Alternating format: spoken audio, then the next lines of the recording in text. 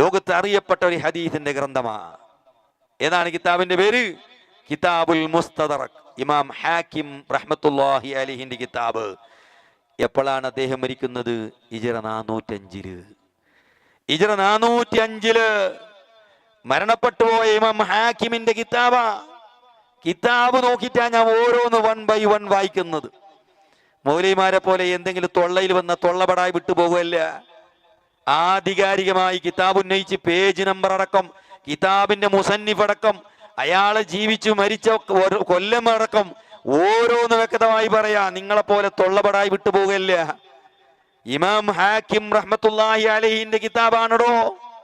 നിഷേധിക്കാൻ കഴിയോ നിങ്ങൾക്ക്? ആ കിതാബിന്റെ 4-ാം വോള്യം 173-ാം പേജ് നോക്കിക്കോ. ഇതിൽ പറയുന്നു, അതെ, ബഹുമാനപ്പെട്ട അബൂ അയ്യൂബുൽ അൻസാരി റളിയല്ലാഹു അൻഹു സ്വഹാബിയാണ്. അബൂ അയ്യൂബുൽ അൻസാരി, ആ സ്വഹാബിന്റെ ദർഗാ, ആ സ്വഹാബിന്റെ മഖ്ബറ, ആ മഖ്ബറയുടെ മഹത്വം എന്താണെന്നറിയോ? എപ്പോഴാ രേഖപ്പെടുത്തിയത്? 405 വഫാത്തായി പോയ ഇമാമാണ് ഇമാം ഹാക്കിം. 1000 കൊല്ലങ്ങൾ കഴിഞ്ഞു.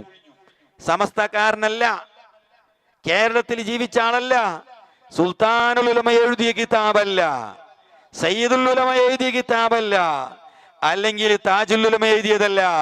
ഇമാം ഹാക്കിം റഹ്മത്തുള്ളാഹി അലൈഹി 405 വഫാത്തായി പോയ മഹാന്റെ കിതാബ്. ആ കിതാബിൽ അബൂ അയ്യൂബുൽ അൻസാരി എന്ന സ്വഹാബിന്റെ ദർഗയെ പറ്റി ഈ കിതാബിൽ പറയുന്നു. എന്താണ് ആ കിതാബ്, ആ ദർഗന്റെ മഹത്വം? അബൂ അയ്യൂബുൽ അൻസാരിയുടെ ഖബറിന്റെ മഹത്വം എന്തായിരുന്നു? കേട്ടോ നിങ്ങൾ. യതആഹദൂന ഖബറഹു വയസൂറൂനഹു. അബൂ അയ്യൂബുൽ അൻസാരിയുടെ ഖബർ ജനങ്ങൾ സിയാറത്ത് ചെയ്യുന്നു, അതിന് പ്രത്യേകമായി അവർ പരിഗണിക്കുന്നു. ഇനി എന്ത് ചെയ്യുന്നു കേട്ടോ? വയസ്തസ്ഖൂന ബിഹി ഇദാ ഖുഹിതു. അന്ന് നാട്ടുകാർക്ക് മഴയില്ലെങ്കിൽ ആ ഖബറിന്റെ അടുത്ത് പോയി അവർ മഴ തേടുന്നു.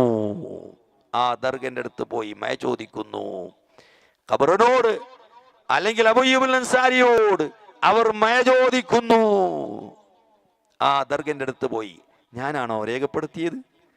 അല്ല, ഇവർക്കൊന്നും തൗഹീദ് തിരിഞ്ഞില്ല, ഇസ്ലാം മനസ്സിലായില്ല, അവർക്കൊന്നും ഖുർആൻ തിരിഞ്ഞില്ല. പിന്നെ കേരളത്തിലെ 4 പൊട്ടു മൗലവിമാർക്കാണ് ഖുർആൻ തിരിഞ്ഞത് അല്ലേ? അതുകൊണ്ടാ ഞങ്ങളൊക്കെ ഇമാമിന്റെ ഭാഗത്ത് നിൽക്കുന്നു, നിങ്ങളെ ഭാഗത്ത് ബുദ്ധിയുള്ളവ നിൽക്കൂല.